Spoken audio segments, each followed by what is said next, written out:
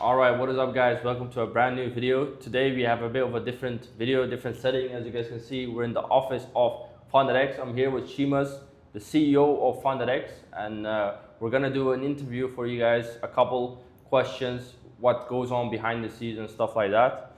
So yeah, I think we should just get right into it. The first question is, why did you join a prop firm as a CEO? Because obviously your background was a trader and managed capital for clients. Yeah, so obviously I was doing quite well in my own industry, and I was very happy with where I was at. I was managing around 60 million for ultra high net worth clients, trading on their behalf. But what really brought me across to this industry and specifically to FundedX was actually the founder, Mr. Adrian Madrona, AJ Currency. I was friends with him for 3 years, I would say almost. And I knew him before he started this company, and he was doing his own thing, I was doing my own thing. And then he said, look bro, why don't we work together? We could achieve some insane things. You've got experience from this industry, I've got experience from this industry. If we combine the experience and expertise, we can really create something that no one's ever done before. And I thought about it a lot, and I thought, you know what? It can be a risk, obviously leaving something that I'm very safe in, something that I'm doing very well in, but it's worth it. AJ is a great guy. He's very smart, very talented, and he's also my friend. So to be able to work with him and to be able to work on companies together and really be in charge of around 60 employees, I thought, you know what, let's do it. So yeah, that's what drove me to join the industry, and it's the future. It's the modernization of finance, Yeah, for sure. I do agree. Prop firms are, there to stay, in my opinion. How do you determine to A, B, or C book if you do? Yeah, so how most firms would determine that, even FundedX, is through the trader's history, of course. How good they've been since they've started with us, from the challenge phase to the funded phase. Obviously getting consistent payouts, like very consistent payouts, rarely breaching accounts, and also identifying their strategy. If they have a very low risk strategy, I think that's the biggest thing. Because what you'll see is some traders are really good, but their strategy is very high risk. So they'll fail heaps, but then when they hit big, they'll actually get some really big payouts. Whereas we prefer traders that they just get consistent small payouts and they don't have a lot of risk. They just can consistently build it up, and then we go, well, we can invest in this guy, we can work with them. Yeah, for sure. What's the reason you think most traders fail? Look, one of the biggest reasons is greed.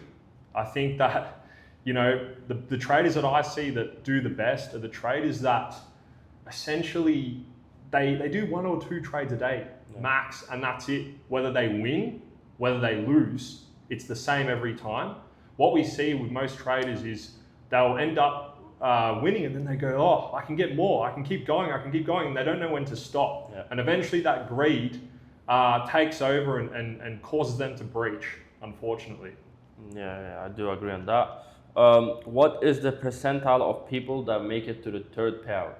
Look, it's obviously, complete transparency. It's not going to be high, but I would say around 5% from our end. I would say around there, yeah. Yeah, I think that's pretty impressive, because obviously getting to a third payout is a big achievement. I would say as a trader, that is a good achievement. So if you're there, congratulations to you. Do you guys have in mind to ever own a broker? Look, that's a great question. Obviously, a lot of props are getting into the broker space. But funny enough, I probably know like 10 people that own brokers throughout the world, and a lot of them actually want to leave the broker space and get into the prop space. So it's quite funny, vice versa. But yes, in the future, look, we've got a lot of big plans. I won't reveal them, but that's definitely on the table, of course, because at the end of the day, you want longevity in this game, and you want to do everything as well as you can and buy the book and have a lot of security. So it's definitely worth looking into for sure. Okay. How will your prop firm survive in the next 3 to 5 years? Look, we have built our business to such a degree that we have its own engine, which is an organic engine, but we also have a really good marketing engine. And we work with people, even like yourself, who have been affiliates with us in the past. People like, I'm going to give him a shout out here, Mr. Trading Pool. People like this who are not your typical, I'm not going to name names, but the guys I'm talking about that are screaming about quick money and all this. look, we work with people that are very transparent, very down to earth, and that's the way we run our companies. And we've built it to a level where we're not doing stupid spending, or we're not doing anything out of the ordinary. We're just keeping it very sustainable. And look, we plan to be here forever, really, until we die, I guess. That would be the ultimate goal.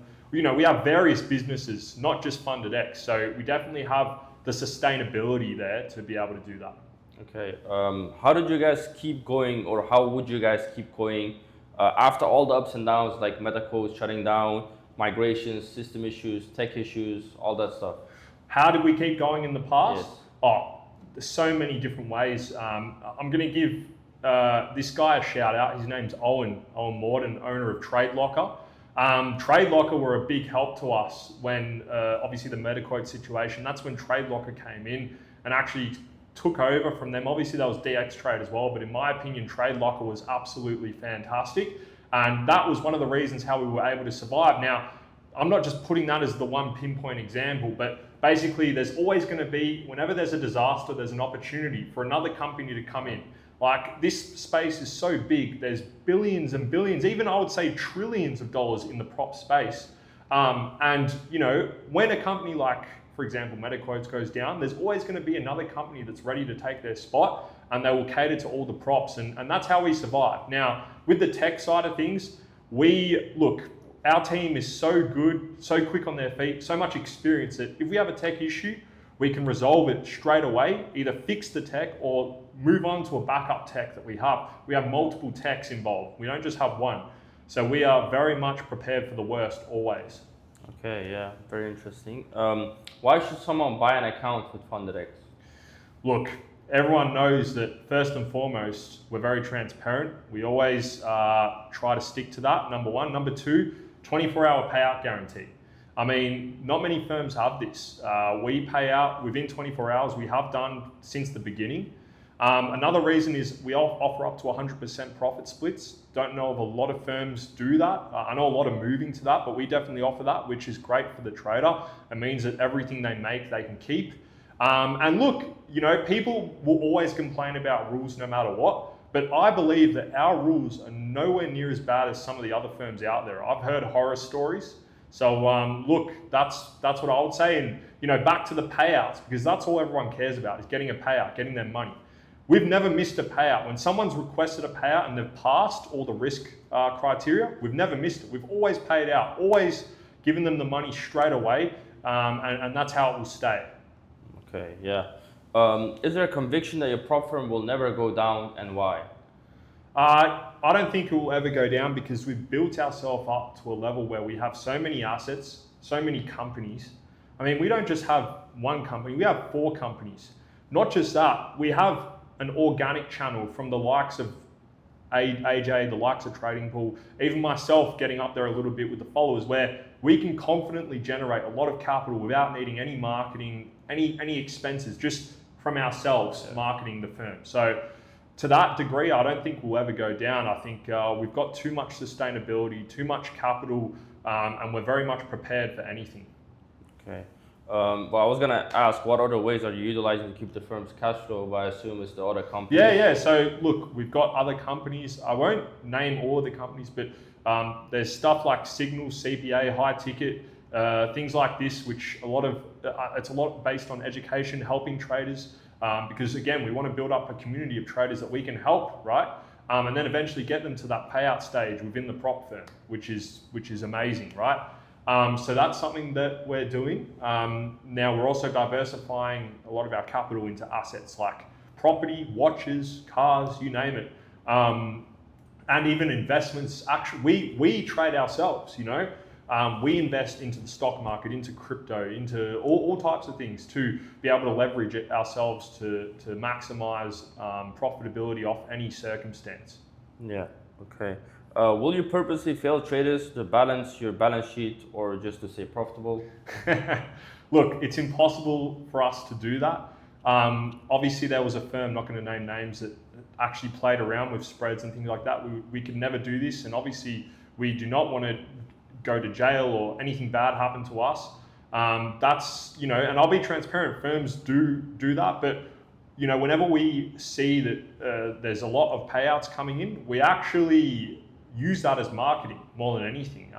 We see it as upside. Yes, there will be downside at first, but you can also turn a negative into a positive because you can market these guys saying, look, this guy got a massive payout with us, you could be next. So that's something that we like to do. Yeah, that's great. What if your firm is what if you're going in negative equity with your firm? Would you ban traders, reject payouts, or just invest from other businesses or any other income you have? Look, we've never gone into negative equity ever. However, it has happened to a lot of firms before. Obviously, the prop space is not easy. A lot of firms fail. If we were to get to that position, we have, like I said before, a lot of assets to rely on, a lot of other companies to rely on. And we doubt that will ever happen.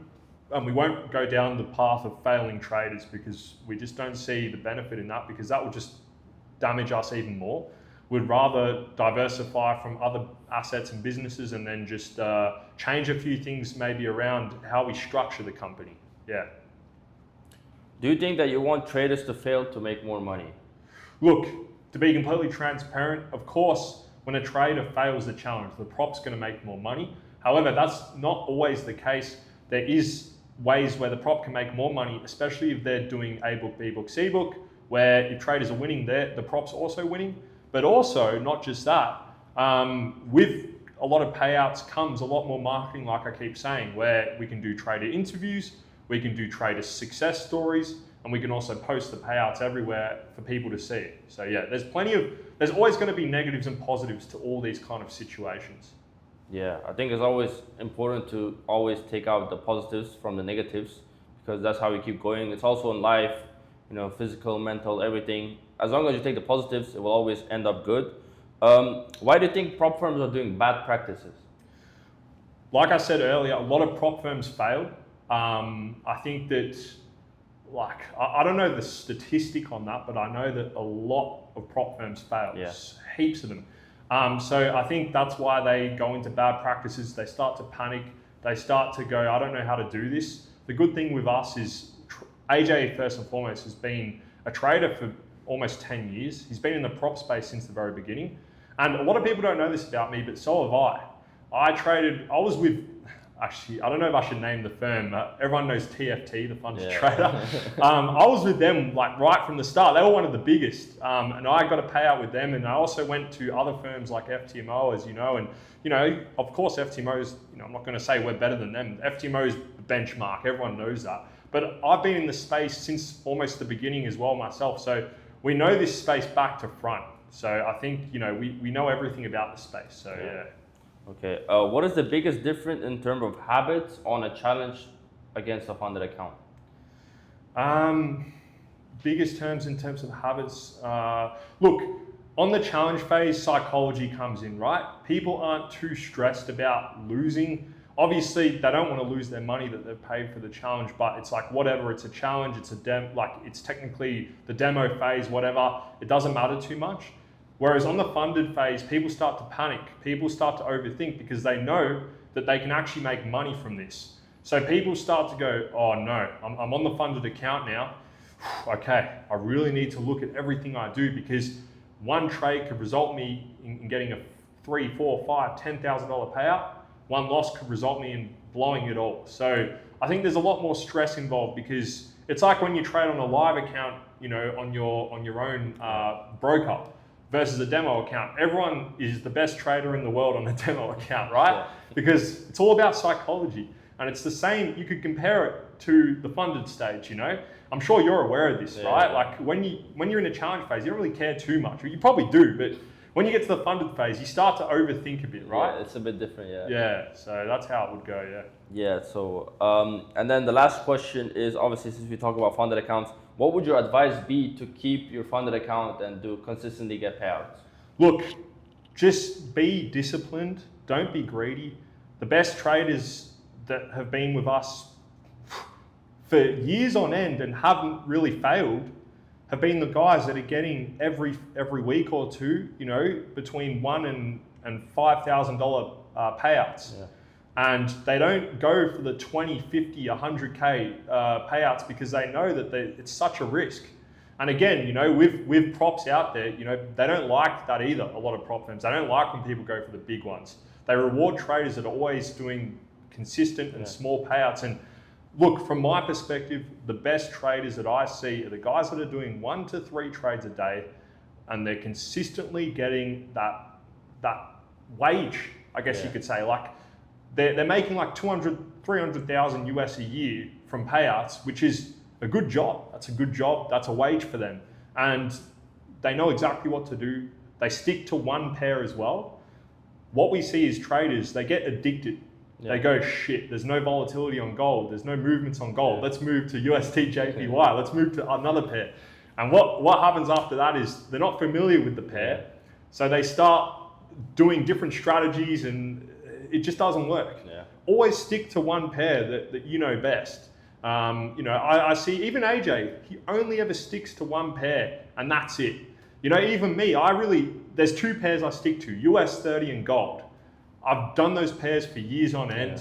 I know my strategy around those pairs and that's all I ever will stick to. So I think that's the best way to give advice on how to be better in the funded stage for sure. Okay guys, that was it. I want to thank Seamus for, you know, the advice, and hopefully you guys learned something and had some insights on how FundedX runs, and maybe you want to buy a challenge. This video will be this week, so there's still a promo code week 4, right? That's right. 50, so yeah, in Australia, because a lot of our clients are Australian. We are Australian, both myself and AJ. So we decided to do an end of financial year sale, which in Australia, it's a big thing. It's where a lot of people can get their tax back that they've paid throughout the year. So we decided to throw a 50% off sale for this week, code week 4. Now, I also want to do something to thank Flex from coming in today, and I want to do something for his community. So we're going to be giving away 3 50K challenges to you guys. I don't know how you would want to run that. I'll leave you to try and pick the winners, but yeah, definitely want to reward Flex's community for having us on today. And yeah, guys, 3 50K challenges up for grabs. So I think I don't know, you can work out how they're going to get those accounts, but yeah, that'll be sick too. Well, you guys have seen it. You just got a chance to win a free 50K account. Just make sure to comment on this video. Anything that you take away from this video, or anything that you want to say, just comment something, and the winners will be decided within 1 week from a YouTube comment. So make sure you subscribe. I like that. And that you like the video, because I will ask you for proof. And if you want to buy a challenge week 4, as he said, 50% off, which is a very good deal, a 200K account for like $500. If you want a 100% profit split, it's $600. So it's a very cheap challenge to buy and maybe get yourself familiar with FundedX. You can even buy a 10K for like $60, I think. Yeah. Look, we try to be, I'm not going to say, because I don't want to get it wrong, someone will probably correct me, but we're definitely one of the cheapest, and we try to stay that way because we understand that a lot of the traders around the world, majority that I've seen, are quite young, still in that hustling phase, really trying to crack into the markets. And you know, we want to give you guys the best opportunity to do that by lowering prices. Now, look, if you do miss out on week 4, that's fine, because from next month, we're going to do a whole new promo for the whole month, and it will be something along the lines of tax back month. So in Australia, again, I know we don't just cater for Australian clients, but majority are Australian. There's a tax back situation. So basically, everyone will get their tax back, and then you can spend it on whatever you want. What better way to spend it on a funded account, right? So we're going to be offering some really, really cool promotions for that. And yeah, guys, like best comment wins a 50K challenge. So that'll be great way to reward you guys. And a lot of respect for Flex here. You know, he's been with us from the very start. He was our very first payout, right? Yeah. So obviously we've been to Marbella with him, and Leo, who was the other guy there. He's done over 30K in payouts, and I'm sure there's many more to come. Max allocation as well. So, you know, he's one of the best in the industry. I call him the prop firm king. I think, how many payouts did you do last or this year? It was like 350,000. Yeah, it's like 75 to 80 payouts, which if you think about it, as you said, 350K in payouts, 70 to 80 payouts, which is average 5K per payout. So you guys see it? It's crazy. Look, like this guy knows his stuff. Let me tell you that. Like he's one of the top traders I've ever seen in terms of the funded space. There's not a lot of guys that can achieve such a payout number there. So it's pretty exciting to see. So yeah, I hope you guys enjoy. I always give you guys, or try to give you guys, the best education and also something different, like interviewing prop firm owners. I don't really think people do it like that. I mean, obviously you have people that interview prop firm owners as a podcast, but I'm not a podcast. I'm just, I'm friends with the owners because, traders can be friends with the owners if you're on good terms. If you're a good trader, you get consistent payouts. You will always be friends because a prop firm will like you because you're making money, they're making money, everyone's making money, everyone's happy. I'd like to touch on that. Yes, look, I myself, I'm different. Some owners, they just want to completely separate from everything. I love to speak to traders because what's the best way you can learn about your business? From speaking to the customers. So when you speak to your traders, not only can you get feedback off them, but you can also get ideas to be better for them, right? So I love talking to people like Flex. I always respond to my DMs. If anyone wants to DM me about anything, even on TikTok, a lot of it's based upon me just responding to people's questions. So I love it. It's the best way you can evolve your business is to be able to speak to your clients and understand their needs and I guess pros and cons around what they're experiencing. So another thing that I love to do, and I think it's great. I really am big for that side of the equation. Yes, guys, make sure also to follow FundedX on Instagram and Seamus and AJ on Instagram as well. You guys will see the promos. If they do the tax promo, you will see them there. And that's going to wrap it out for the video. I want to thank Seamus for inviting me and doing this interview. Awesome. It was my pleasure. And that's it. Hope you guys enjoyed. Make sure to comment for the giveaway. I will see you guys in the next one.